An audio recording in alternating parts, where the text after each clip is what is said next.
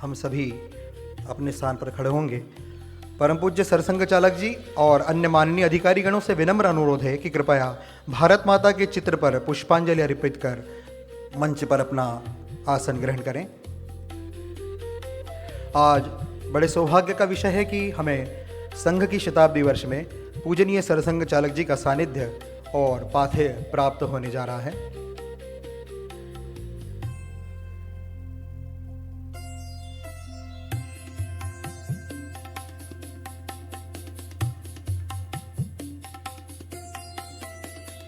कृपया आप अपना स्थान ग्रहण कर सकते हैं।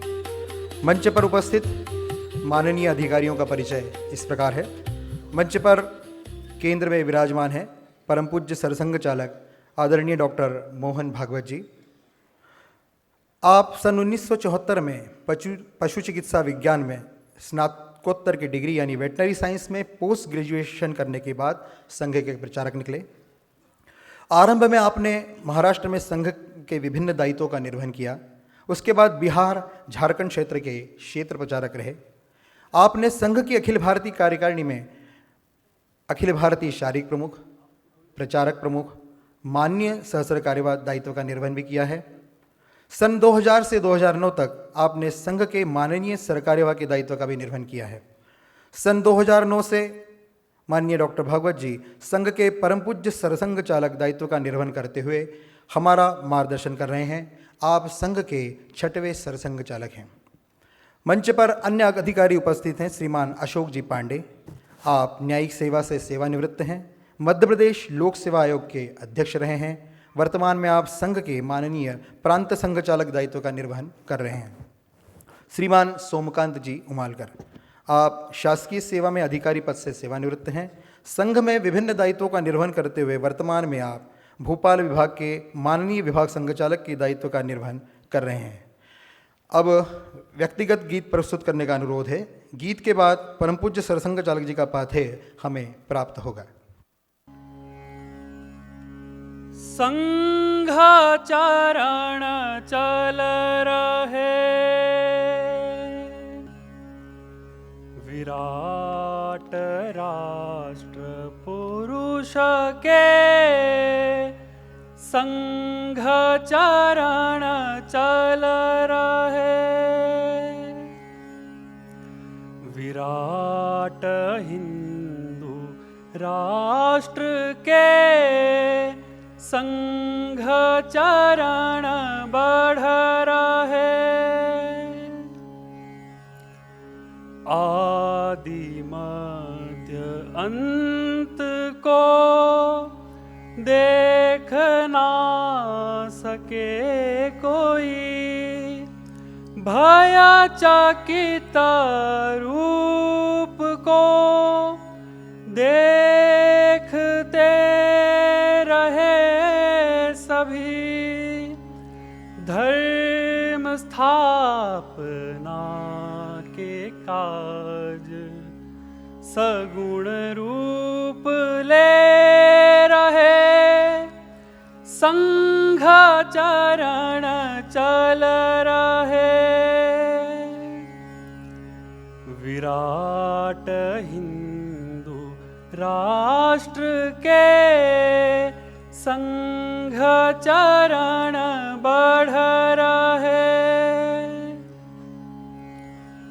आत्म भाव जागरण यह निदान रोग का साध्य और साधना, एक रूप ध्येय का विमुख ना हुए कभी, कार्य गूंथते रहे, संघाचरण चल रहे, विराट हिंदू राष्ट्र के संघाचरण बढ़ रहे, एक से अनेक का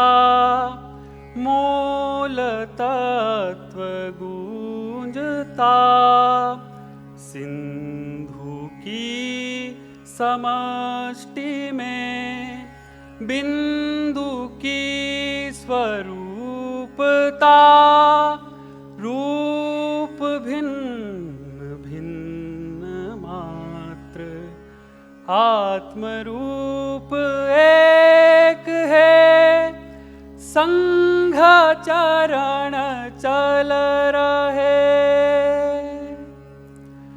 विराट हिंदू राष्ट्र के संघाचरण बढ़ रहे। विराट राष्ट्र पुरुष के संघाचरण बढ़ रहे।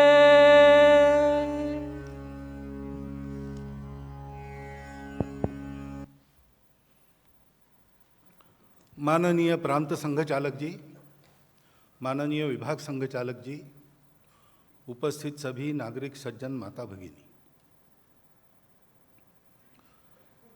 संघ कार्य को 100 वर्ष पूरे हुए, उस निमित्त अनेक कार्यक्रम सोचे गए हैं। 100 वर्ष पूरे होने के प्रसंग को हम कोई उत्सव मानकर नहीं मना रहे, सेलिब्रेशन नहीं है, क्योंकि टिके रहे तो 100 वर्ष अपने आप हो जाते हैं। और वैसे भी संघ कार्य 100 साल चले, 200 साल चले, ऐसी इच्छा हम लोगों की कभी नहीं थी। जल्दी से जल्दी पूरा हो जाए, ये था। तो 100 साल हो गए, ये आनंद का विषय तो सबको है, क्योंकि संघ बहुत कठिन परिस्थितियों में से 100 साल उसने गुजारे हैं। परंतु इतने साल क्यों लगे, ये एक आत्म परीक्षा का भी विषय है। उस दृष्टि से सारा विचार करते समय एक बात आई कि फिर से एक बार संघ को सबके सामने वर्णन में लाना चाहिए। संघ के बारे में कथ्य बहुत चलते हैं, नैरेटिव्स बहुत चलते हैं,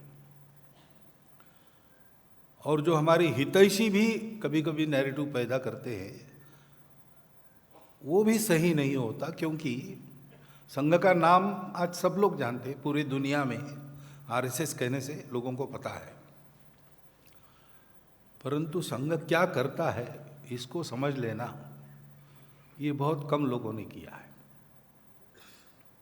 वैसे वो कठिन भी है, तो किसी भी चीज़ को जानना है तो हम लोग अंग्रेजी में कहते हैं फ्रॉम नोन टू अननोन, इस प्रक्रिया का उपयोग करते हैं। पहले जो उसके जैसा दूसरा हमको पता है उसको सामने रखना, उसके आधार पर इसको समझना। लेकिन जिन बातों के लिए उनके जैसा दूसरा नहीं है वो कैसे समझे? गगनम गगनाकारम, सागरम सागरोपमा। गगन कैसा है? गगन के जितना दूसरा खाली विस्तार कोई है नहीं, तो नोन टू अननोन नहीं कर सकते। गगन गगन जैसा है, सागर सागर जैसा है। Ram Ravan your Yuddham, Ram Ravan your युव, Ram और रावण का जो युद्ध हुआ था उसके जैसा वही है। ऐसे संघ भी एक एकदम अनोखा काम है, अनोखी पद्धति से चला है। पूरे देश में एक साथ ऐसा काम भारत में थोड़ा बहुत तुलना उसकी तथागत बुद्ध के कार्य से कर सकते हैं, उसके बाद तो ऐसा नहीं चला है। और दुनिया में भी इसका सानी कोई नहीं है। और इसलिए संघ कैसा है ये फ्रॉम नोन टू अननोन समझने के लिए जाए तो गलतफहमी होती है। क्योंकि गणवेश पहनकर हम लोग पथ संचलन करते हैं, शारीरिक कार्यक्रम करते हैं, लाठी वाठी घुमाते हैं, तो कोई समझे कि ये पैरामिलिट्री ऑर्गेनाइजेशन है तो वो गलती होगी। 1,30,000 के ऊपर छोटे बड़े सेवा कार्य संघ के स्वयंसेवक बिना सरकार की सहायता लिए, समाज के सहयोग से, और जहाँ आवश्यक है वहाँ अपना पैसा, अपनी चमड़ी घिसकर, अपना दमड़ा खर्चा करके चलाते हैं। लेकिन संघ सर्विस ऑर्गेनाइजेशन नहीं है।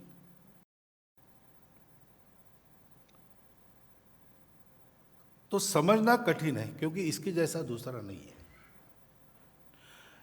और संघ के बारे में उल्टा समझे ऐसे प्रयास बहुत चले हैं, आज भी चल रहे हैं। तो सब कुछ जानकर भी गलतफहमियां उत्पन्न करने वाले कथ्य नैरेटिव्स ये प्रसारित किए जाते हैं। आजकल आदमी मूल में जाकर जानकारी लेने का कष्ट नहीं करता। तो संघ को जानना तो विकिपीडिया पढ़ेगा, विकिपीडिया में सब कुछ सही नहीं है।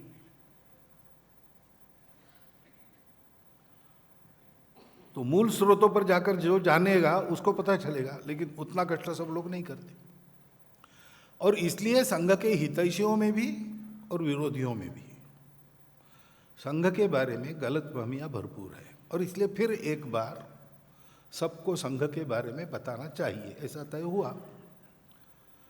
अब देश के 4 प्रमुख शहरों में 2 व्याख्यान, उस पर प्रश्नोत्तर, ऐसा कार्यक्रम किया था।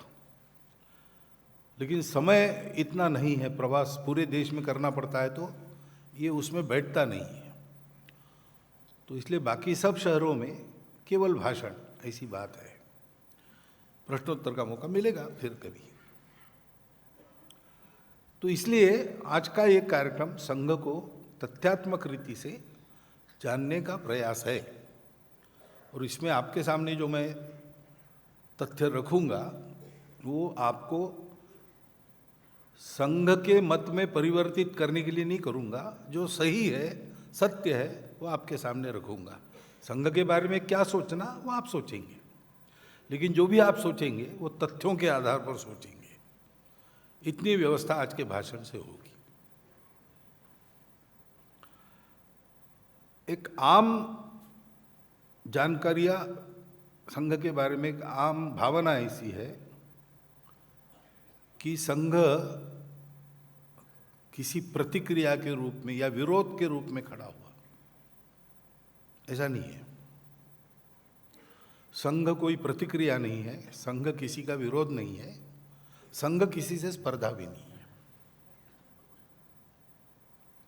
संघ के निर्माता डॉक्टर हेडगेवार, उनके जीवन का एकमात्र लक्ष्य था देश के लिए काम करना। बचपन में ही वो अनाथ हो गए थे, घर में कमाई नहीं थी, दरिद्रता की अवस्था में उनको पढ़ना पड़ा। लेकिन पूरे अपने पढ़ाई में वो हमेशा अपने क्लास में पहले 10 में रहे।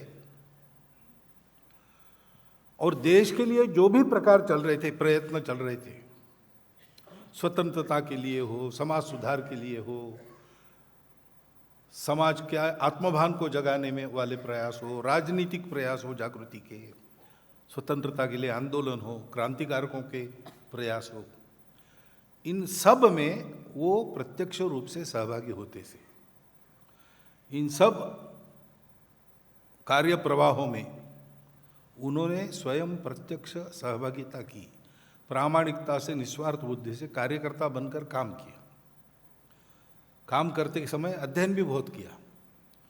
विद्यालय में थे तभी वो नियमित अपने विद्यालय के वाचनालय में वाचन करते थे। उस समय लोकमान्य तिलक जी का केसरी सर्वत्र आता था मराठी भाषिकों में, उसका नियमित वाचन वो करते थे। एक उनको दृष्टि जन्मतः मिली थी विशेष प्रकार से समझने की। तो उस दृष्टि को लेकर समाज के सारे व्यवहार का, स्वभाव का, क्रियाकलापों का, आंदोलन, ये सब कार्यक्रम करते थे, उसकी प्रतिक्रियाओं का, उसके परिणामों का ऐसा अध्ययन चिंतन वो बहुत करते थे। और ये काम करते थे तो इन कार्यों में जो धुरीण लोग थे उस समय के, उन सब से उनका संपर्क आया और चर्चा भी हुई।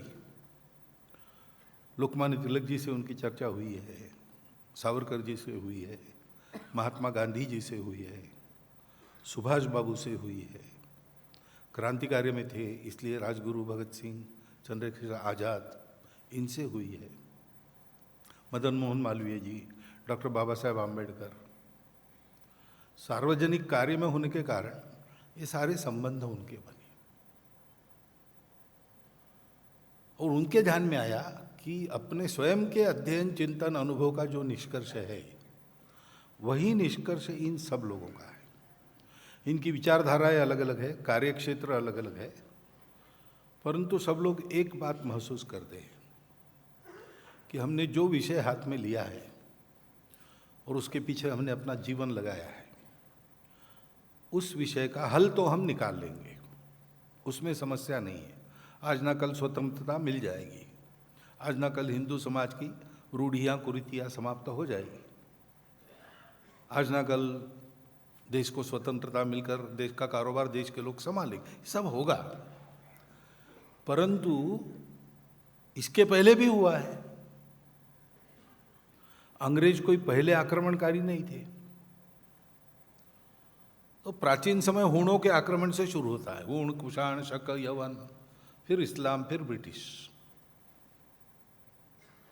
बार बार मुट्ठी भर लोग बाहर से आते हैं, वो हमसे सब प्रकारों में हल्के हैं। हमारे जैसे धनवान नहीं, हमारे जैसे चारित्रवान नहीं, हमारे जैसे शूरवीर नहीं है। वो दूर से आते हैं, अपने देश के आबो हवा का उनको अभ्यास नहीं है,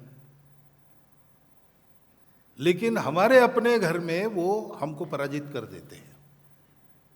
और ये एक बार नहीं, 7 बार हुआ है, 8वें अंग्रेज है।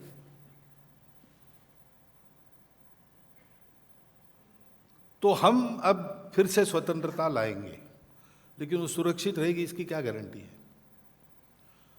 विचार करना चाहिए कि कौन सी बातें हैं जिसके कारण ये बार बार होता है। और सबका एक समान मत ऐसा था कि अपने देश में स्वार्थ और भेद बहुत हो गए। देश के लिए एक होकर खड़ा रहने का अपना स्वभाव चला गया है कहीं, क्योंकि हम कौन है ये हम जानते नहीं। हम स्वतंत्रता आंदोलन के लिए आंदोलन भी करते हैं, लेकिन अंग्रेजों की नकल करते हैं। तो हमको हम कौन है ये पहचानना चाहिए, एक होना चाहिए, स्वार्थ छोड़ देना चाहिए, भेदों को तिलांजलि देनी चाहिए। तब समाज ऐसे अगर खड़ा रहेगा, समाज अपनी एकता और गुणवत्ता के आधार पर खड़ा रहेगा, तो इस देश का भाग्य सदा के लिए बदल जाएगा। ये काम किसी को करना चाहिए, हम नहीं कर सकते क्योंकि हमने अपना अपना विषय चुन लिया है, उसके पीछे जिंदगी खपा देने वाले हैं, खपाने की आवश्यकता है। लेकिन किसी न किसी को ये काम करना पड़ेगा, तब हमारे प्रयास सदा के लिए यशस्वी होंगे। मैंने जितने नाम लिए उन सब के व्याख्यान, भाषण, पुस्तकें आप पढ़ लीजिए, उसमें आपको ये सब मिल जाएगा। रविन्द्रनाथ टैगोर का स्वदेशी समाज है, सुभाष बाबू के तरुणेर प्रश्न है, कई ऐसे सबके अपने अपने हैं। उसमें ये बात मिल जाती है कि आत्मभान चाहिए, हम कौन हैं समझना चाहिए। उसका थोड़ा बहुत वर्णन भी सब करते हैं। और समाज में एकता, गुणवत्ता आए बिना भारत के भाग्य का नष्टचर्य सदा के लिए समाप्त नहीं होगा। सदा के लिए भारत के भाग्य को बढ़ता रखना है तो इस समाज को ठीक करना पड़ेगा। तो डॉक्टर हेडगेवार ने सोचा कि सब बड़े बड़े लोग बड़े बड़े विषय लेके लगे और यशस्वी भी होंगे, तो सबके कामों को पूरा करने वाला एक काम जो उपेक्षित है, किसी को समय नहीं उसको करने का, तो मैं सब छोड़ के इसी में समय लगाता हूँ, ये काम मैं करता हूँ। 8-10 साल उन्होंने प्रयोग किए और प्रयोगों के अनुभव के आधार पर एक कार्य पद्धति निश्चित की जो इस समाज में एकता और गुणवत्ता उत्पन्न करेगी। ये करने के बाद उन्होंने संघ स्थापना की घोषणा की 1925 की विजयादशमी के दिन। आज से ये हिंदू संगठन करने वाला संघ शुरू हुआ है, ऐसा उन्होंने कहा। लेकिन क्या करना बताया नहीं। वो प्रयोग कर चुके थे, उनके मन में खाका तैयार था, उन्होंने नहीं बताया। कार्यकर्ता आए कि चलो घोषणा तो हो गई, लेकिन अब करना क्या है। तो उन्होंने कहा कि बैठो और विचार करो, सब मिलकर तय करो। संघ स्थापना की घोषणा के बाद 14 वर्षों तक प्रयोग हुआ और अपने अपने अनुभव से सभी कार्यकर्ताओं को यही पद्धति है ये ध्यान में आया। तब इस पद्धति की निश्चिति संघ में हुई। संघ 1925 में शुरू हुआ, संघ की कार्यपद्धति पक्की 1939 में हुई। सिंधी में एक बैठक हुई, उस समय के प्रमुख कार्यकर्ता 7-8 लोग ही थे, संघ बहुत छोटा था। उन्होंने बैठकर इसको निश्चित किया। वो सदा संघ का व्यापार ऐसे ही चलता है, सब लोग मिलके तय करते हैं, सहमति बनने पर चलते हैं। यहाँ कोई जबरदस्ती, अनुशासन है, लेकिन अनुशासन थोपा नहीं जाता है, सबने अपने मन से स्वीकार किया हुआ अनुशासन, ऐसे ही संघ चलता है। तो Sangh has come to fulfil not to destroy, ये पहली बात ध्यान में रखनी चाहिए। किसी के विरोध में, किसी तात्कालिक परिस्थिति की प्रक्रिया में, किसी बढ़ने वाले के प्रतिस्पर्धा में संघ का कार्य नहीं है, उसकी किसी से स्पर्धा नहीं है। क्योंकि संघ ने तय किया कि संपूर्ण समाज को संगठित करना है। संपूर्ण हिंदू समाज संगठित होना चाहिए। हिंदू समाज में हमारा संगठन, ऐसा नहीं करना है। समाज में एक प्रभावी प्रेशर ग्रुप, ऐसा नहीं करना है। पूरा समाज ही एकता में निबद्ध, अनुशासित, गुणवान समाज होना चाहिए। ऐसे हम कहते हैं तो फिर प्रश्न आता है, आप हिंदू क्यों कहते हैं, फिर बाकी लोगों को क्यों छोड़ रहे हैं? तो एक अत्यंत प्राथमिक बात है कि हिंदू किसी को नहीं छोड़ता। हिंदू कहने से ही इंक्लूसिविटी जिसको कहते हैं, सर्वसमावेशकता, ये विशेषता उसकी ध्यान में आती है। हम ही सही, बाकी सब गलत, ऐसे हिंदू परंपरा में कभी नहीं है। हिंदू अलग नाम भी हिंदुओं ने नहीं लिया है, वो तो बाद में आया। इसलिए हमको कहते भी लोग, आप हिंदू हिंदू कर रहे, कहाँ है वेदों में हिंदू, रामायण में कहाँ हिंदू है?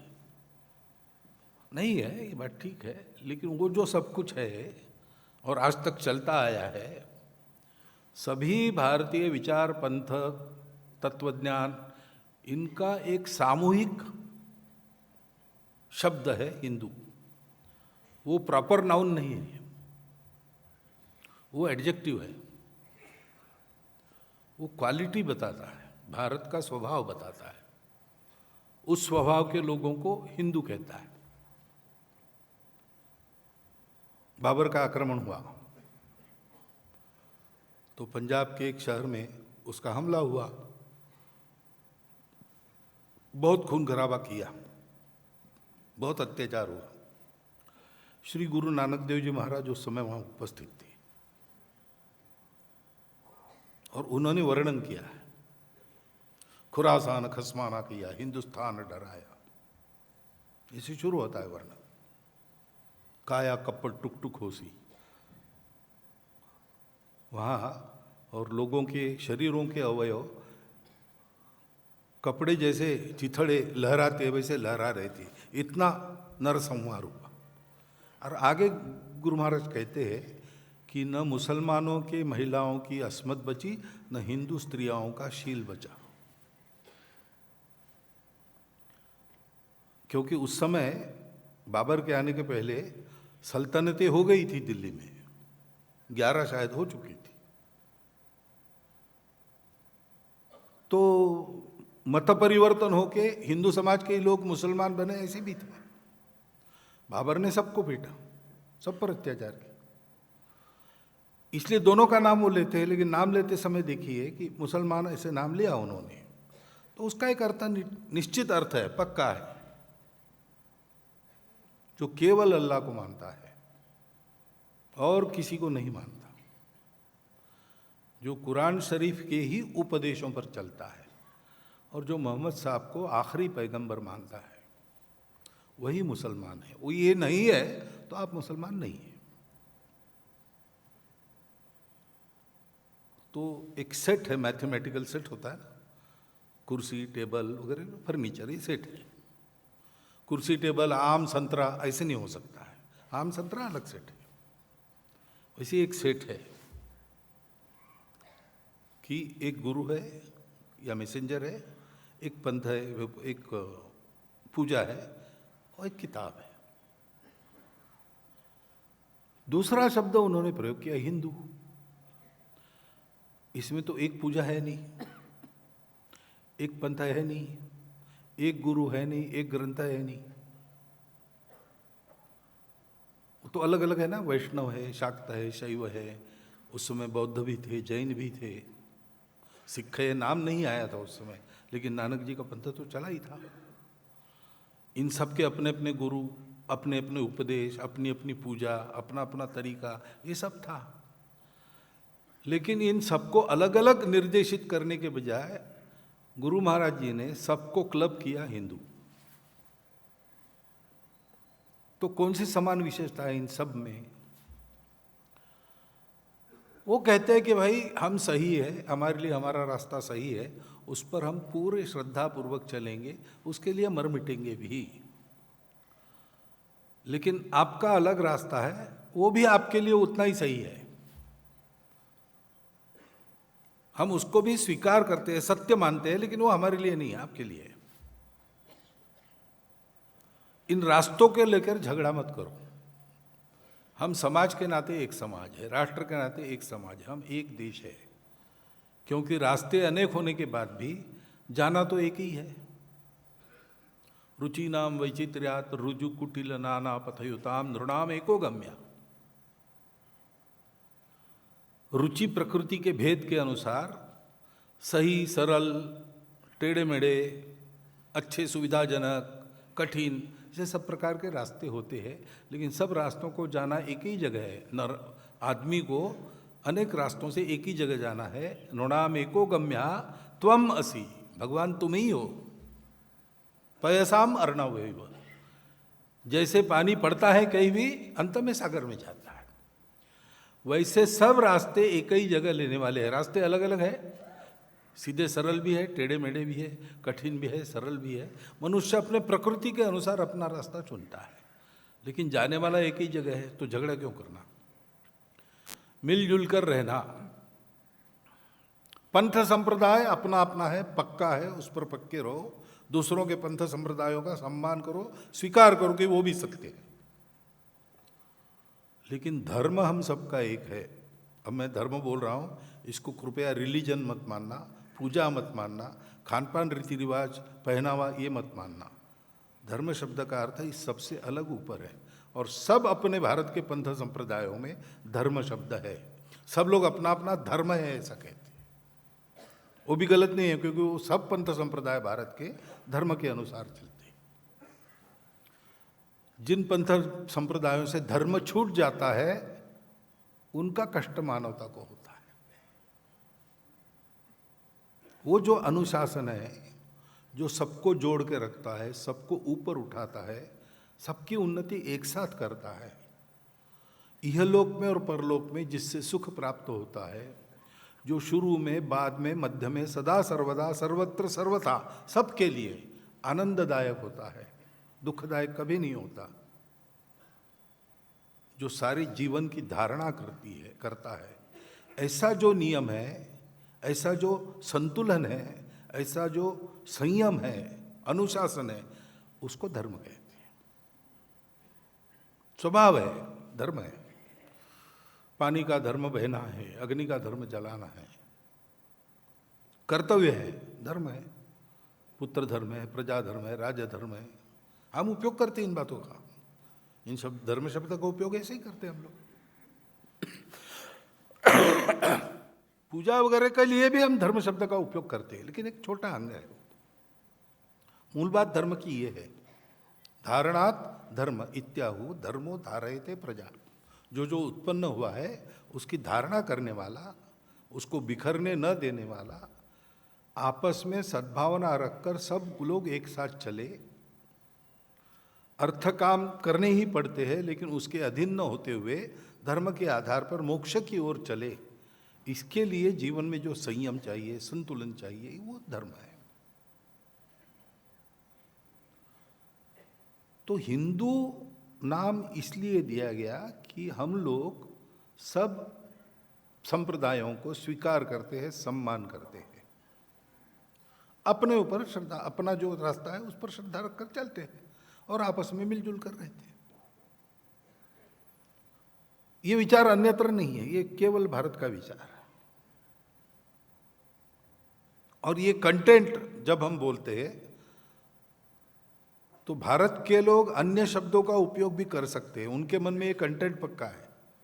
तो कहेंगे नहीं भाई, हमको हिंदू मत कहो, हमको आप हिंदवी कह सकते हो, कहते। मुसलमान बंधुओं में जाते हैं तो कहते हैं नहीं, हिंदू नहीं, हम हिंदवी है, तो समानार्थी शब्द है। हम भारतीय है, कहने वही है ना। भारत भी एक स्वभाव है, भारत भूगोल थोड़ी है केवल, भूगोल तो बदलते रहता है। 14 अगस्त रात्रि 12 बजे के पहले कराची में भी भारत था और लाहौर में भी भारत था। 16 अगस्त को क्या हो गया? हुआ तो कुछ नहीं, लोग भी वही है, जमीन भी वही है, वैसे ही है सब। कागज पर एक लकीर खींच दी और कह देगा कि अलग है। तो भारत क्या है? भारत तो एक स्वभाव है, उस स्वभाव का नाम, ये सब नाम है उसके। जब भारत का व्यक्ति कहता है कि हम भारतीय है, हिंदू नहीं है, हम ये है, हिंदू नहीं है, तो उसके मन में धर्म पक्का है, उसको नहीं छोड़ता हो। उसको लगता है हिंदू कहने से आप कुछ लोगों को छोड़ रहे हो, इसलिए वो अपने आप को हिंदू नहीं कहता। वो एक बड़े मानवता के साथ जुड़ना चाहता है, वसुधैव कुटुंबकम का स्वभाव ध्यान में रखकर कहता है। परंतु हिंदू होने से हम सब लोग जुड़ सकते हैं, क्योंकि पंथ हमको जोड़ता नहीं है, वो अलग अलग है, भाषा अलग अलग है, जात पात सब अलग अलग है, सब अलग अलग है। एक क्या है? एक है भारत देश की भक्ति, वो सर्वत्र है। भारत पर संकट आता है तो हम सब लोग आपस में लड़ते रहते हैं, वो सब लड़ाई भूल के हम देश के लिए खड़े हो जाते हैं। आज भी ऐसे होता है। ये हमेशा होना चाहिए? नहीं होता है। ऐसा कुछ हुआ तो ही होता है। ये जो मैंने धर्म वगैरह बताया, उसके लिए जिन्होंने अपना बलिदान दिया, वो किसी भी पंथ के हो, किसी भी भाषा के, किसी भी प्रांत के, जाति के हो, सारा हिंदुस्तान उनको अपने पूर्वज मानता है, उनका गौरव मन में धारण करता है।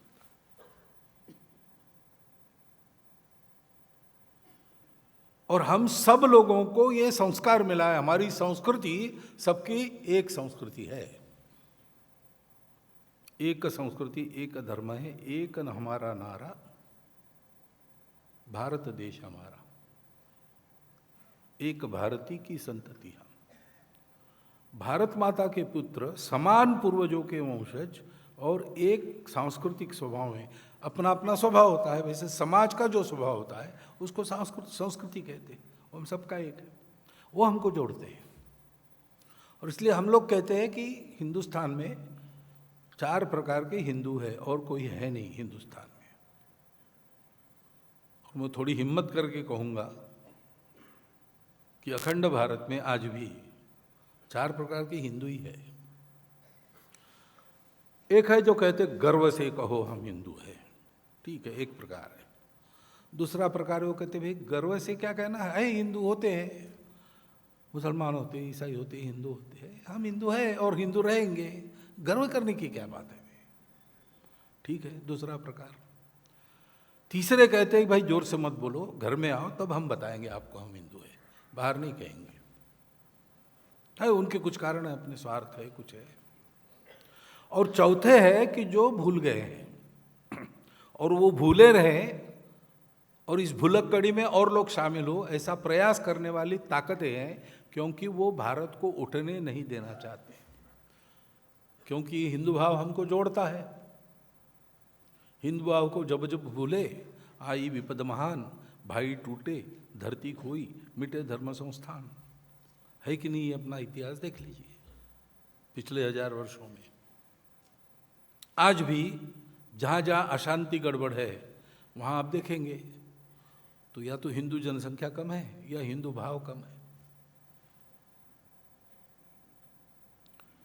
और इसलिए हिंदुस्तान हिंदू राष्ट्र है ऐसा जब हम कहते हैं तो उसमें हम किसी को छोड़ते नहीं हैं। उल्टा आज जो नहीं है इसमें जुड़े वो भी कल जुड़ सकते हैं, इस संभावना को खुला रखकर हम बात करते हैं। संपूर्ण हिंदू समाज का संगठन, यानी इन सब का संगठन, चारों प्रकार के हिंदुओं का संगठन। बस अब परीक्षा में आए हैं, 4 प्रश्न आए हैं, 2 आसान है 2 कठिन है। आसान प्रश्न पहले, बाद में कठिन प्रश्नों को हाथ लगाएंगे। तो इसलिए अपने आप को हिंदू कहने वालों को पहले संगठित करो, उनका एक उत्तम जीवन खड़ा करो। उसको देख के जो स्वार्थ के मारे नकारते हैं वो भी स्वीकारने लगेंगे। करते हैं, थोड़ा वातावरण उत्पन्न हुआ तो लोग मानस सरोवर में डुबकी लगा के सेल्फी वेल्फी खिंचवाते हैं, जो आज तक नहीं कहते थे कि हम हिंदू हैं। उनको लगता है कि ये जीवन अच्छा हो रहा है तो इसमें हमारा नाम है, हम तो अब बोलना चाहिए। और जो भूल गए हैं उनको भी याद आ जाएगी, क्योंकि पूरे नहीं भूले, बहुत कुछ बातें हैं अभी भी, जानते हैं नहीं जानते, लेकिन वो है। संपूर्ण हिंदू समाज का संगठन क्यों? क्योंकि समाज ही देश का भाग्य निर्धारित करता है।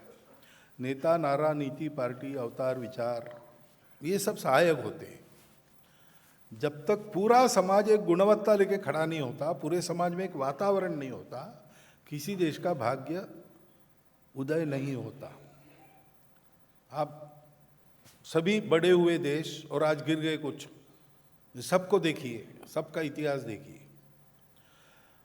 अमेरिका हो, इंग्लैंड हो, फ्रांस हो, क्यूबा हो, रशिया हो, चाइना हो, जापान हो, इन सबके उत्थान को हमने देखा है। आज भी कोई टॉप देश है, वो कुछ थे अभी नीचे आ गए, तो उनके उत्थान पतन का विश्लेषण बहुत लोगों ने किया है, उनको पढ़िए तो एक बात आपको मिलती ही है कि उस देश के समाज में एकता और गुणवत्ता थी, इसलिए उनका भाग्योदय हुआ। उसमें कमी आ गई, उनका पतन भी हुआ। डॉक्टर मुरली मनोहर जोशी चीन गए थे, हो गया, कोई समिति वगैरह होंगी, विदेश के दौरे होते ही है राजनीतिक लोगों के, तो उसका काम हो गया, वापस आना था। लेकिन उनको फ़ोन आया चीनी सरकार से कि आप रुक जाओ, हमारे कल सभी यूनिवर्सिटी का यूथ फेस्टिवल एक जगह है, बड़ा भव्य है, उसको देखकर आप जाओ, आपका विमान वगैरह हमने वो व्यवस्था कर दी है। तो रुक गए। तो वो बताते हैं एक बहुत विशाल स्टेडियम जैसा था, ऊपर से छत वगैरह भी था, तो उसमें ऐसी व्यवस्था सबके बैठने की थी। 10 लाख के ऊपर युवा थे और एकदम अंधेरा हो गया, फिर सामने पर्दे पर प्रकाश आ गया और पहले सूर्य, सारी दुनिया का नक्शा आ गया, और फिर ड्रैगन जो चीन का प्रतीक है, वो ऐसे अनेक ड्रैगन पूरे दुनिया पर उड़ रहे हैं, ये स्थिति चित्र में दिखाई। और फिर वो संचालक का आवाज़ आया कि एक समय चीन का प्रभाव ऐसा था, हमको फिर से ऐसा चीन खड़ा करना है। तो अपने नई पीढ़ी को ये सिखाया जाता है, तब देश बड़े बनते हैं। और इसलिए देशभक्ति, प्रामाणिकता, अनुशासन इत्यादि का संस्कार करने वाली एक पद्धति हमने खोजी। सरल पद्धति है, कहीं भी चल सकती है, खर्चा नहीं है, साधन की आवश्यकता नहीं, बस करने वाला आदमी चाहिए तो शुरू हो जाती है। वो संघ की शाखा है। संघ की विशेषता या संघ इस नाते जो कुछ है वो इतना ही है, बाकी तो सब विचार अपनी सनातन परंपरा में से जो भारत में चलता आया हुआ है और सभी जो स्वीकार करते हैं वही विचार है। अपने परंपरागत ज्ञान का जो निधि है, चतुर्वेदा पुराणानि सर्वोपनिषदस्तथा रामायण भारतंच गीता सद्दर्शनानि च जैनागमा त्रिपिटका गुरुग्रंथ सतांगिरा एष ज्ञान निधि श्रेष्ठ। ये हमारा ज्ञान निधि है। इसमें जो ज्ञान है उसी के आधार पर जो विचार समय समय पर यहाँ हुआ, उसी की कड़ी में ये विचार है। बात केवल इतनी नहीं है कि ऐसे लोगों को तैयार करने की व्यवस्था की, क्योंकि समाज को तैयार करना है तो समाज तो वातावरण में चलता है, एक एक आदमी नहीं बदलता, लेकिन कुछ लोग बदलते, उसके कारण एक फैशन बन जाता है। इमरजेंसी के पहले तो मैं कॉलेज में था तो हिप्पी वाली फैशन थी, बाल खूब बढ़ाना और तेल नहीं लगाना वगैरह वगैरह सारी बातें।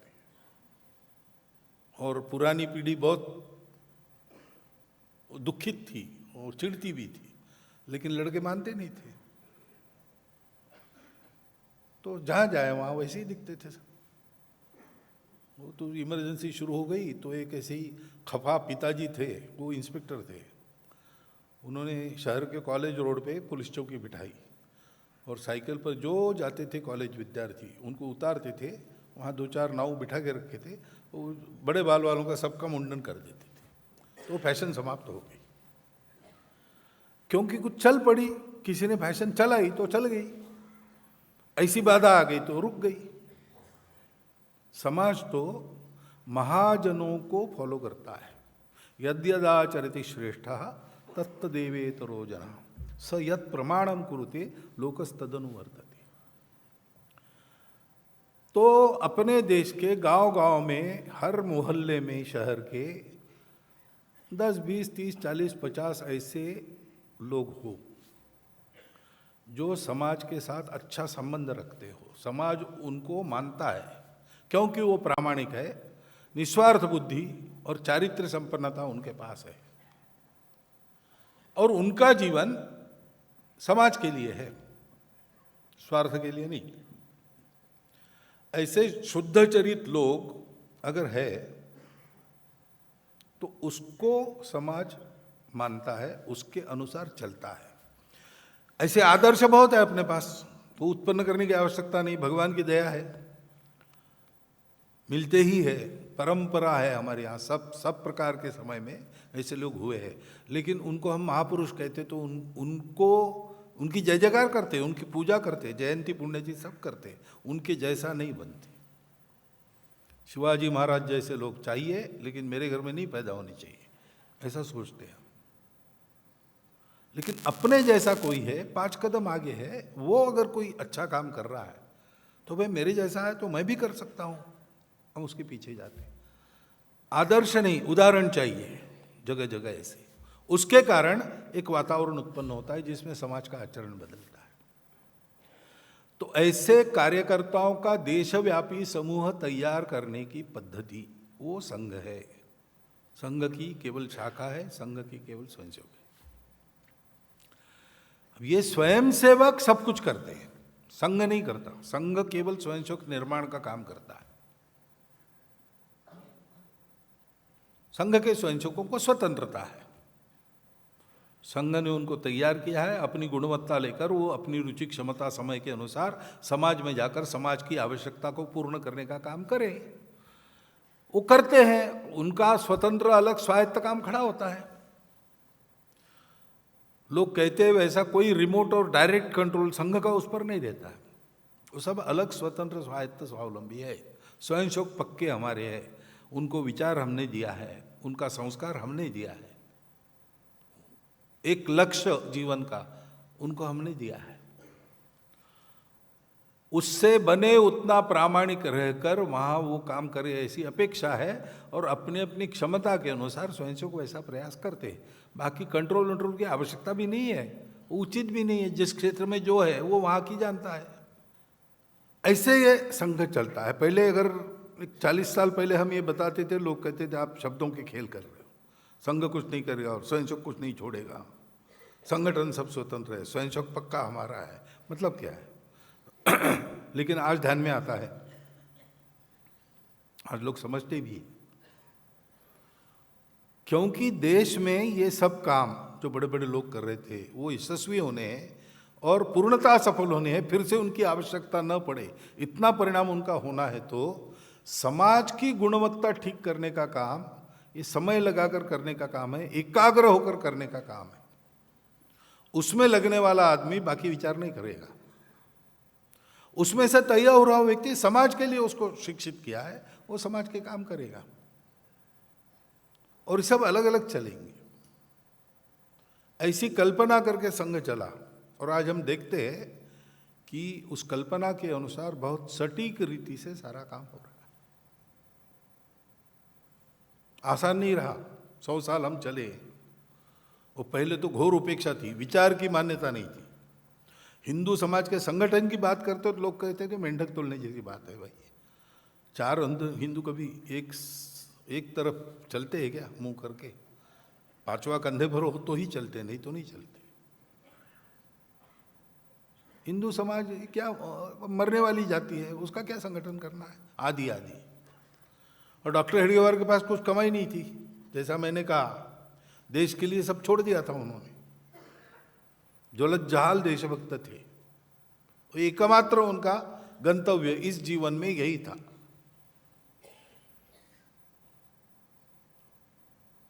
तो ऐसा चलना था, कोई सपोर्ट नहीं था, प्रचार का साधन नहीं था। सरकार तो हमेशा खिलाफ ही रही, अंग्रेज सरकार। कार्यकर्ता भी नहीं थे क्योंकि विचारधारा ही मान्य नहीं है समाज में। लेकिन अपने श्रद्धा विश्वास के आधार पर आत्मविश्वास पूर्वक उन्होंने इस कार्य का प्रारंभ किया। जैसा मैंने कहा कि 14 वर्ष कार्यकर्ताओं ने जांच पड़ताल करके उसकी कार्य पद्धति निश्चित की, आगे चले, उपेक्षा के बावजूद निराश नहीं हुए, क्योंकि एक श्रद्धा उनके साथ थी, ये हमारा हिंदू राष्ट्र है और इसको हमको परम वैभव संपन्न बनाना है। इसका उत्थान ये ईश्वरीय इच्छा है, हमारा ईश्वरीय कार्य है। इसी भावना से आज भी स्वयंसेवक काम कर रहे। आगे चल के बड़ा घोर विरोध हुआ किसी स्वयंसेवी संगठन का, इतना विरोध दुनिया के इतिहास में ये पहला उदाहरण है। जो हो सकता है विरोध में वो सब हुआ है। अपप्रचार भी हुआ है, हमले हुए, हत्याएं हुई है, तरह तरह से दबाने का प्रयास हुआ है। पहले होता था उसके परिणाम होते थे, आजकल होता है लेकिन उसका परिणाम धीरे धीरे फीका पड़ रहा है। लेकिन ऐसी अवस्था में भी अपना सब कुछ दांव पर लगाकर स्वयंसेवकों ने काम किया। मिलता तो कुछ है नहीं संघ में, मिलना जुलना कुछ नहीं है।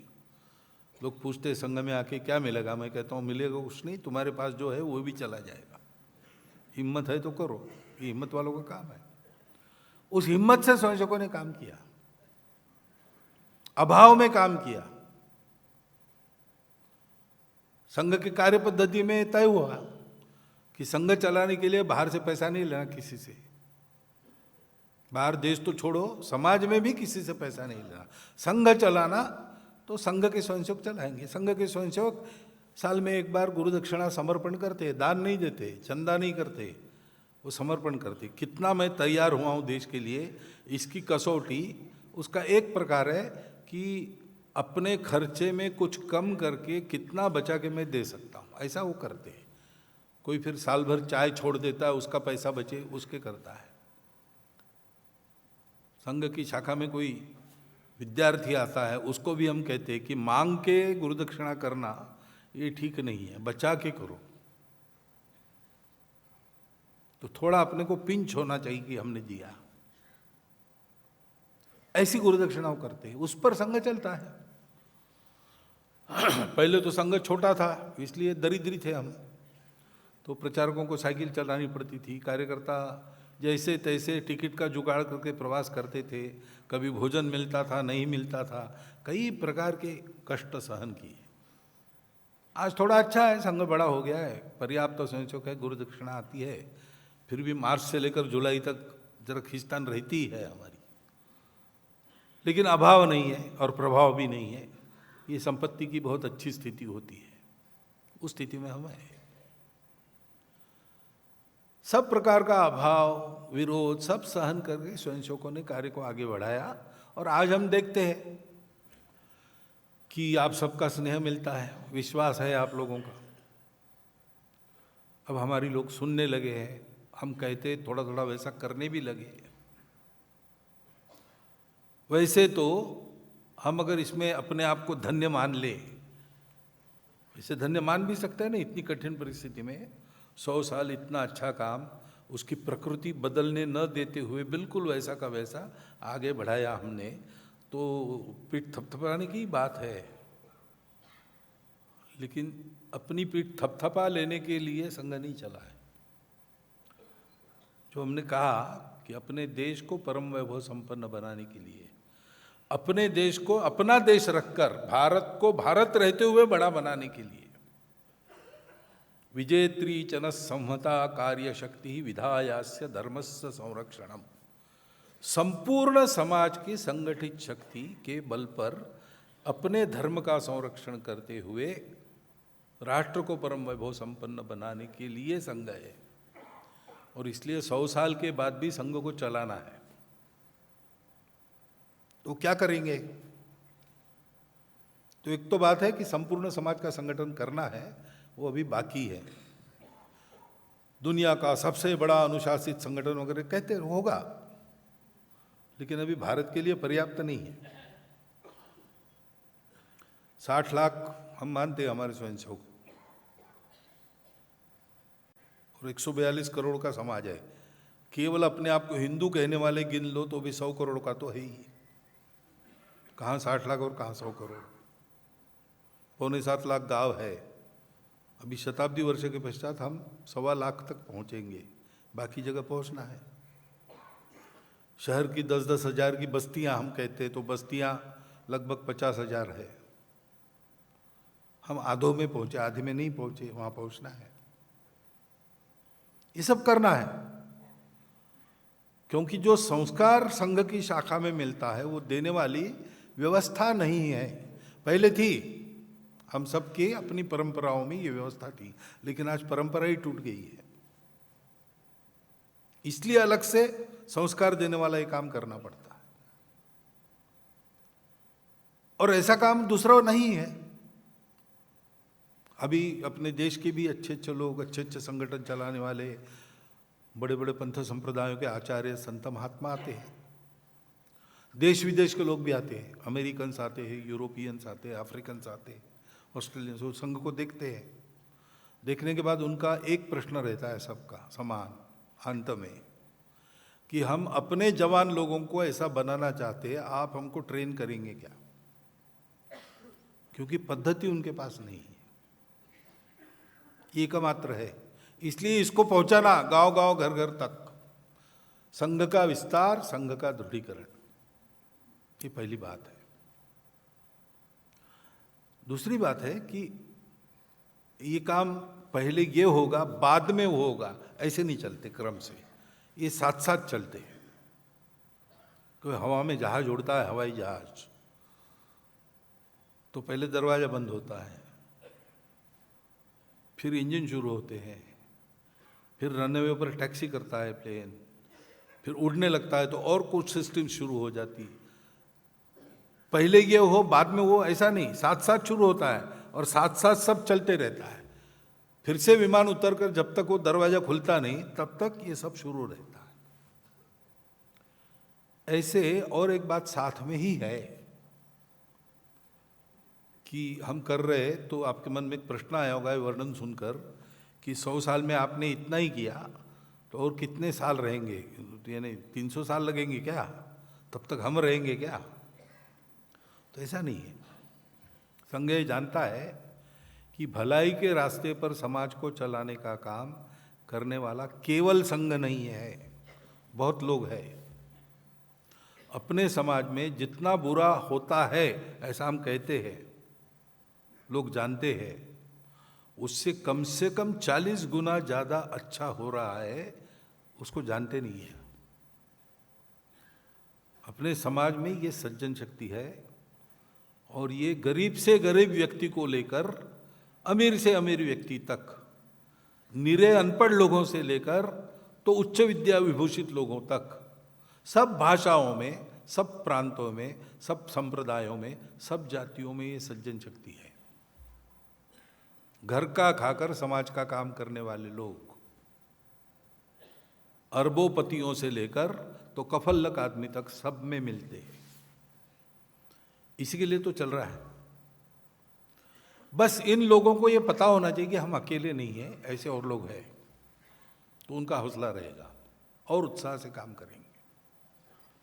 और इसलिए इस सज्जन शक्ति के साथ संपर्क, उनका आपस में संपर्क, नेटवर्किंग, काम अपना अपना करे अपने पद्धति से, लेकिन संबंध रखे, बनती है जितनी उतनी मदद कर, एक दूसरे को पूरक बनकर चले,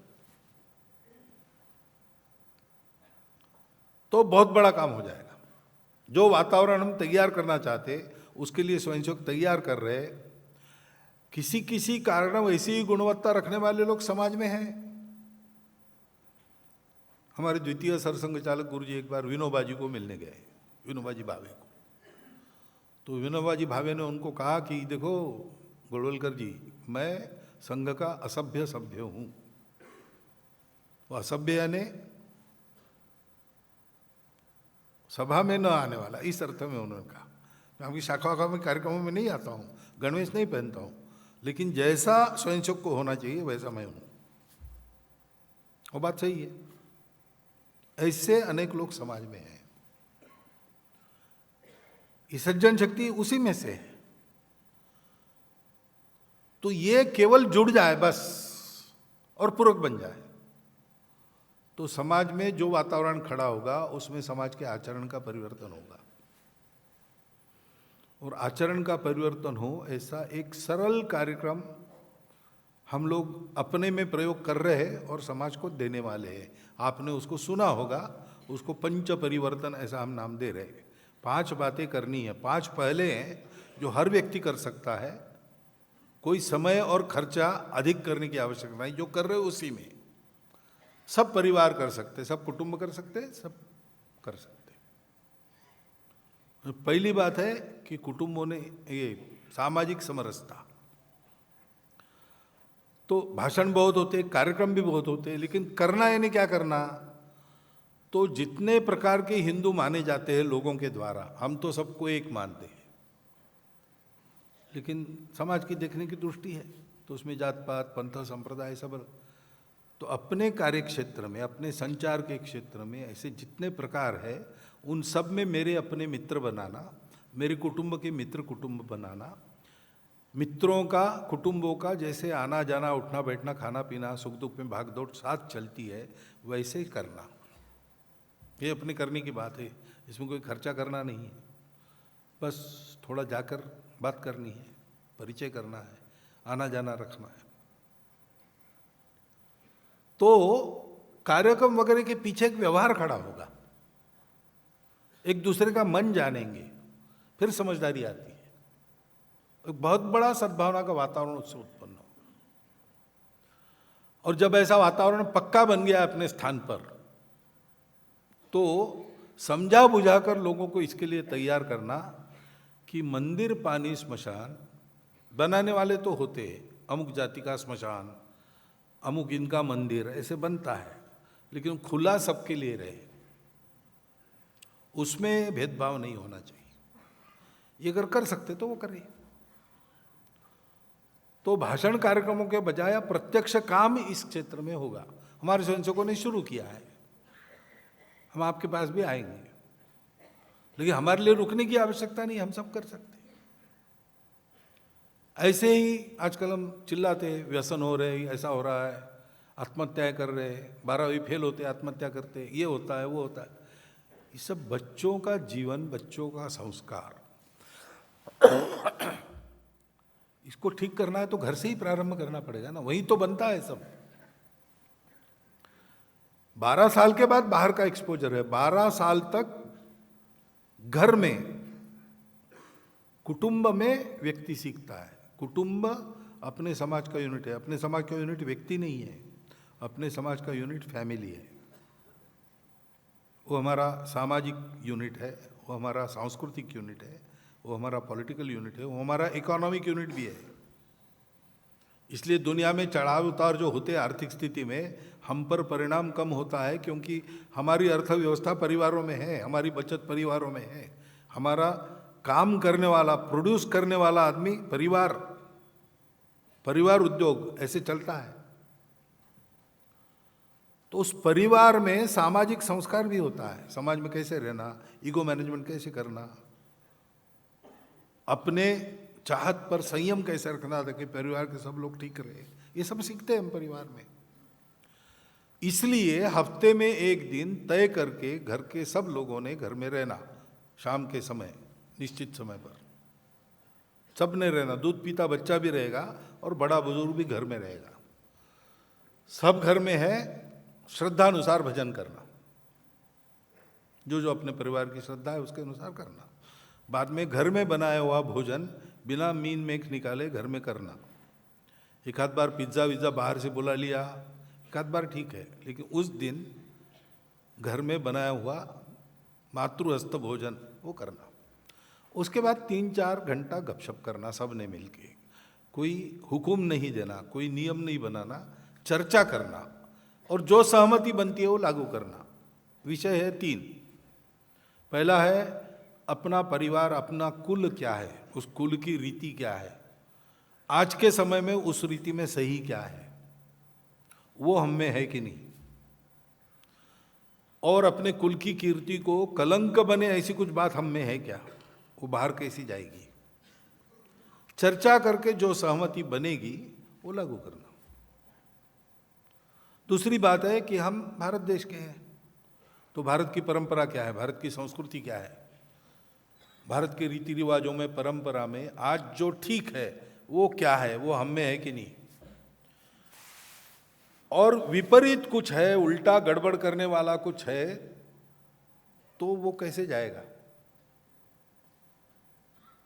हमारे घर में माइकल जैक्सन का फोटो होना चाहिए कि विवेकानंदों का फोटो होना चाहिए। हम विचार करेंगे तो उत्तर यही आएगा, विवेकानंद वो है कि नहीं। और दूसरे फूहड़ फोटो अगर है तो निकलेंगे कि नहीं। सहमति बनाना, लागू करना। सब बोलेंगे, नई पीढ़ी बोलेगी और प्रश्न भी पूछेगी, उत्तर देने की तैयारी चाहिए। और तीसरा विषय है, रोज मैं अपने लिए काम करता हूं, अपने परिवार के लिए काम करता हूं, पैसा और समय दोनों खर्चा करता हूं, दोनों के लिए। लेकिन जिसके कारण हम दोनों हैं वो अपना समाज, उसके लिए रोज कितना समय देता हूं और पैसा कितना बाजू रखता हूं, रोज खर्चा करता हूं अथवा हफ्ते में, महीने में एक मुश्त जो भी, लेकिन रोज का कितना बाजू रखता हूं। कायदे से तो 1/3 हो गया ना। मुझे अपनी चिंता करनी है, अपने परिवार की चिंता करनी है, अपने समाज की चिंता करनी है। सब लोग कुछ कर सकते हैं, छोटा मोटा तय करना, लागू करना।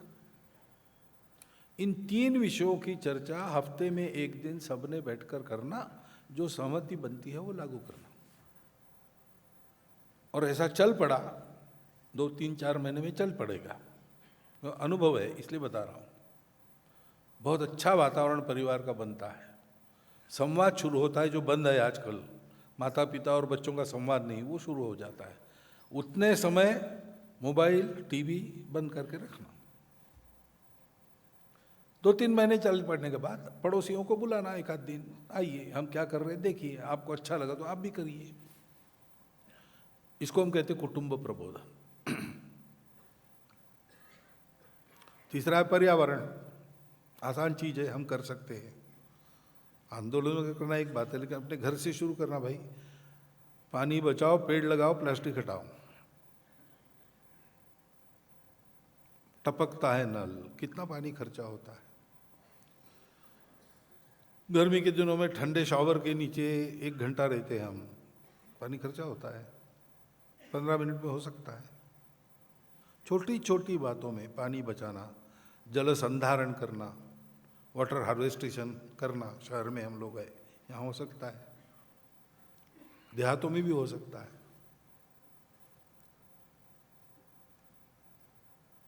हरियाली उत्पन्न करना, वृक्षारोपण के कार्यक्रम होते उसमें तो जाना ही, लेकिन हमारे घर में आजकल तो गमले में भी खेती होती है ना।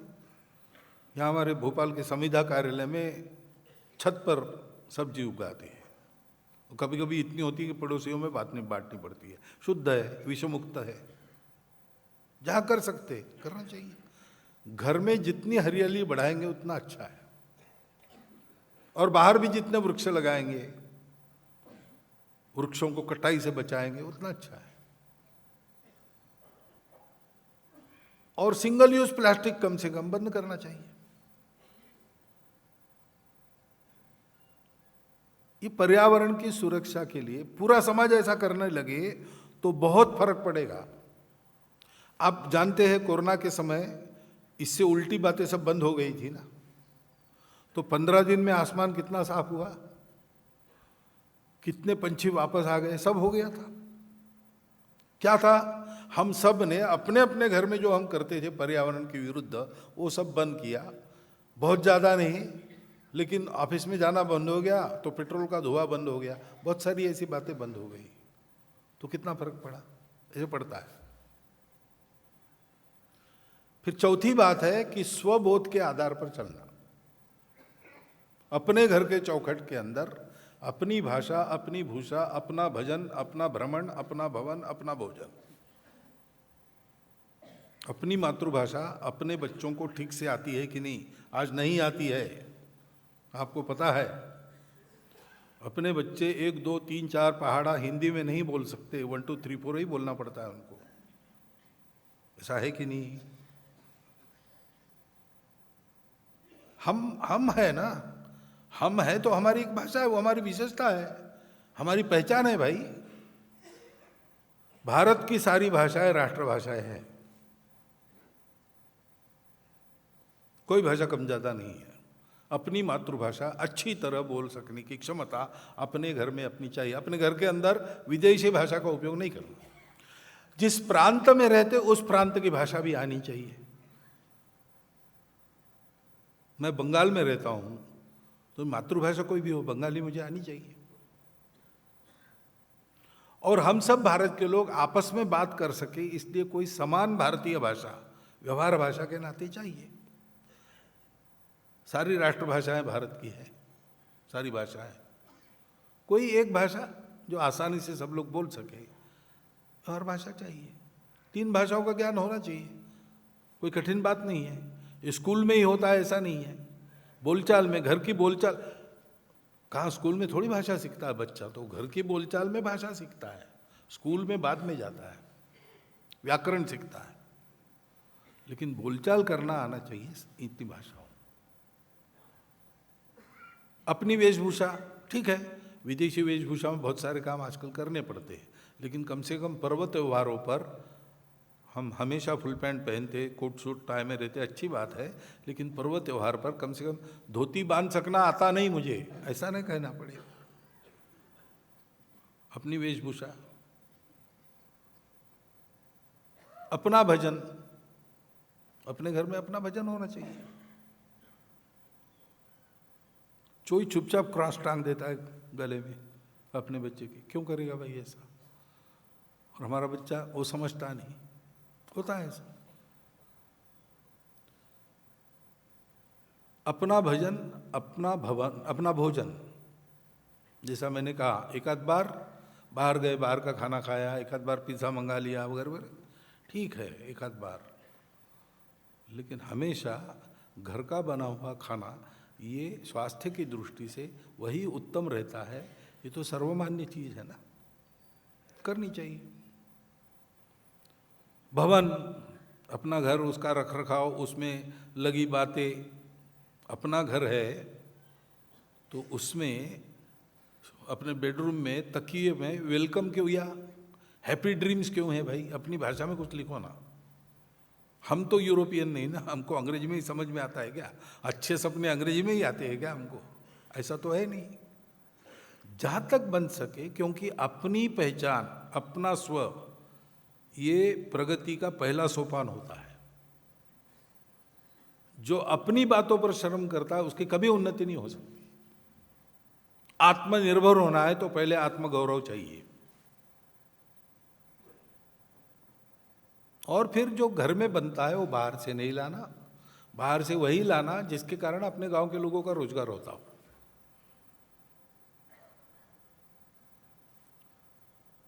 जो अपने देश का रोजगार है उसको मार के विदेश से नहीं लाना कुछ।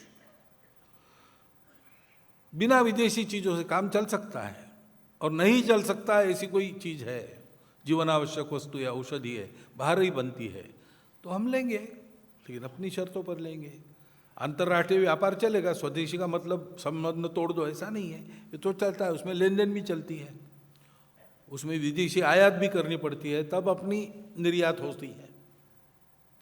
लेकिन वो करते समय हम किसी से दबेंगे नहीं, मजबूरी में नहीं कुछ करेंगे, टैरिफ लगा देंगे इसलिए डर के कुछ नहीं करेंगे, अपनी शर्तों पर लेंगे, अपनी शर्तों पर। ये स्वदेशी स्वगौरव के आधार पर जीवन जीना शुरू करना है समाज में, क्योंकि बहुत बड़ा गुलामी का परिणाम अपने मनों पर है, उससे बाहर आना पड़ेगा, डीकॉलोनाइज होना पड़ेगा।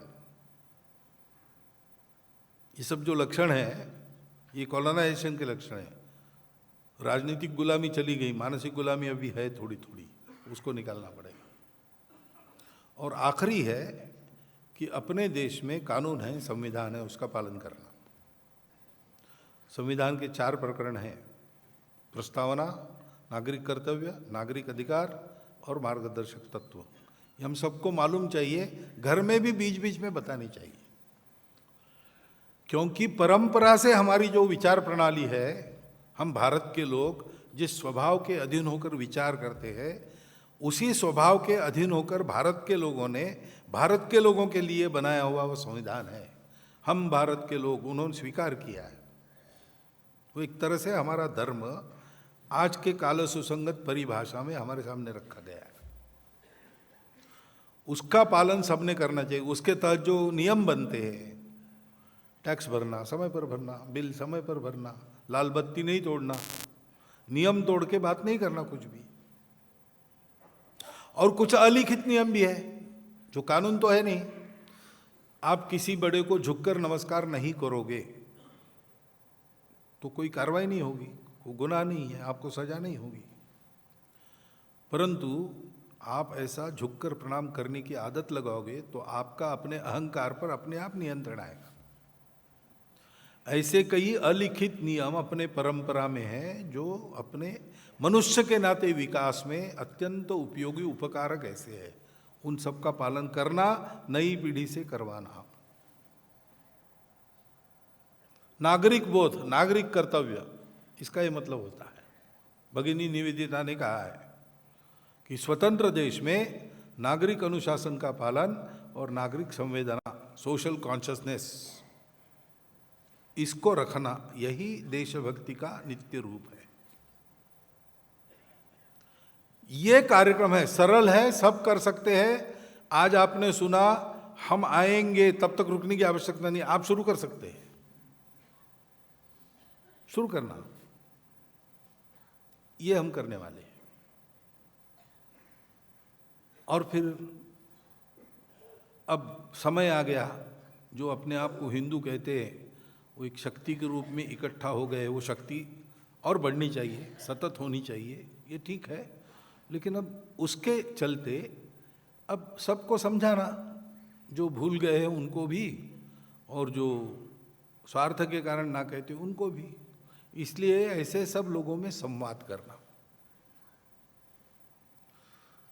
भारत के लोगों का बाहर संवाद बढ़े, भारत के बाहर, उसमें अपने पड़ोसी देश जो है, आज तो हम उनको भारत के बाहर ऐसे ही कहना पड़ेगा, लेकिन एक समय तो भारत ही था ना। तो शासन प्रशासन के स्तर पर क्या सहयोग होगा, विरोध होगा, पता नहीं, वो अपनी चाल से चलती है वो बात। लेकिन लोग तो अलग नहीं है। तो समान परंपरा के हम लोग हैं, एक ही भारत भूमि के अंग के नाते अलग अलग देश है, और हमारी विरासत समान है। इस बात को लेकर लोगों से लोगों का संबंध बने, इसके लिए भी हम कुछ कर सकते हैं क्या, हम विचाराधीन इसको रखें। अभी निर्णय तो प्रतिनिधि सभा करेगी, लेकिन विचार में है। ऐसी कुछ बातें समाज आगे चले, जो संघ ने लक्ष्य रखा है, वो एकमात्र लक्ष्य है संघ का। संपूर्ण हिंदू समाज के संगठन के बाद संघ को और कुछ करना नहीं है, और संपूर्ण हिंदू समाज के संगठन के अलावा कुछ काम करना नहीं है। तो पूरा करने के लिए 100 साल होने के बाद ये काम और अधिक गति से जल्दी पूरा हो, इसलिए भविष्य के लिए ऐसी कुछ बातें अभी सोच में है। हमारा 26 में ये वर्ष समाप्त होता है, उसके बाद की प्रतिनिधि सभा में इसका निर्णय हम लोग करेंगे। सामान्यतः इस तरफ विचार प्रवाह सारा चल रहा है। ये जानकारी आपको देने के लिए मैंने बताया। सारा कार्यक्रम ही, आज का सारा भाषण ही आपके सामने संघ के बारे में तथ्य रखने का कार्यक्रम है, वो मैंने रखे हैं। मेरे कहने पर भी पूरा विश्वास आप नहीं रखेंगे तो भी चलेगा। अंदर आके संघ को देख लीजिए, क्योंकि चीनी कितनी मीठी है, मैं 2 घंटा समझाऊं तो भी पूरा समझ में आएगा। 1 चम्मच चीनी खा लेंगे तो तुरंत समझ में आएगा। वो सबसे अच्छा संघ को समझने का तरीका है संघ के अंदर जाना, प्रत्यक्ष अनुभव करना, 6 महीना, 7, 2 साल रहकर संघ क्या है कैसे है समझना, ठोक बजा के ठीक से। कोई औपचारिकता नहीं है। आप मन मर्जी से अंदर आ सकते हैं, मन मर्जी से बाहर जा सकते हैं। मन मर्जी का ही काम है, और कोई सैंक्शन संघ के पास नहीं है। शुद्ध सात्विक प्रेम दोस्ती हमारे काम का आधार है। इसलिए आप देख सकते हो, आप आइए देखिए। और आज के भाषण में जो मैंने आपको बताया वो है कि नहीं, इसकी पड़ताल कीजिए। है ऐसा दिखा और ठीक है ऐसा लगा तो लग जाइए प्रयासों में, संघ की शाखा में आइए, अथवा संघ के स्वयंसेवक इतने सारे समाज के भलाई के काम करते हैं, उसमें उनके सहयोगी बनिए। या आप कोई ऐसा भला काम कर रहे हो, उसमें संघ का सहयोग लीजिए, जहाँ जितनी ताकत है उतना होगा। या नहीं, हम अपना काम कर रहे हैं, ठीक है, कोई बात नहीं, आना जाना मिलजुल रखेंगे। जब जहाँ जितनी सहायता कर सकते हैं उतनी एक दूसरे को सहायता करेंगे। क्योंकि मैंने बताया कि संघ के स्वयंसेवकों की जैसी गुणवत्ता वाले लोग बाहर भी है, और इसलिए हम ऐसा मानते हैं कि ऐसी गुणवत्ता रखकर समाज के भलाई के लिए प्रामाणिकता से, निस्वार्थ बुद्धि से, बिना उसको कुछ भुना कर टिकट विकट मारने की चेष्टा न करने वाले, बिना स्वार्थ के परोपकार का जीवन जीने वाले शुद्ध चरित्र लोग जो है, वो अपना अपना काम अगर उत्कृष्ट कर रहे, देश के लिए कर रहे, तो शाखा संघ उनको मालूम भी नहीं है तो भी हम मानते हैं कि वो हमारे स्वयंसेवक ही है। परंतु ये करना आवश्यक है, क्योंकि अपने देश को बड़ा बनाने का काम किसी के भरोसे नहीं छोड़ना है। करने वाले हैं वो करेंगे, लेकिन उनके भी भरोसे नहीं छोड़ना है भाई। पूरे समाज की ताकत लगती है तब देश बड़ा बनता है। और इसलिए संपूर्ण समाज के संगठन को हम कहते हैं। हमारा विरोध करने वाले भी उस भविष्य की लिस्ट में हमारे हैं, उनको भी संगठित ही करना है। क्योंकि कुछ लोग बाहर ले जाएंगे, बहुत थोड़े भी बाहर रहेंगे तो भी ये काम होगा नहीं। सबकी ताकत लगेगी, सबकी लकड़ी लगेगी, तब गोवर्धन उठेगा। उठेगा तो भगवान की उंगली से ही, लेकिन भगवान की उंगली तब काम करेगी जब सबकी लकड़ी लगेगी। और इसलिए किसी न किसी प्रकार से अपने राष्ट्र को बड़ा बनाना, क्योंकि उसकी आवश्यकता सारी दुनिया को आज है। एक नया रास्ता दुनिया भारत से चाहती है। उस भारत को बनाने के काम में हम सब लोग करना शुरू कर दे, इतना एक अनुरोध आपके सामने रखता हूँ। और इतने देर तक मेरा लंबा भाषण आपने सुन लिया, इसलिए आपके प्रति कृतज्ञता व्यक्त करता हूँ और मेरे 4 शब्दों को समाप्त करता हूँ।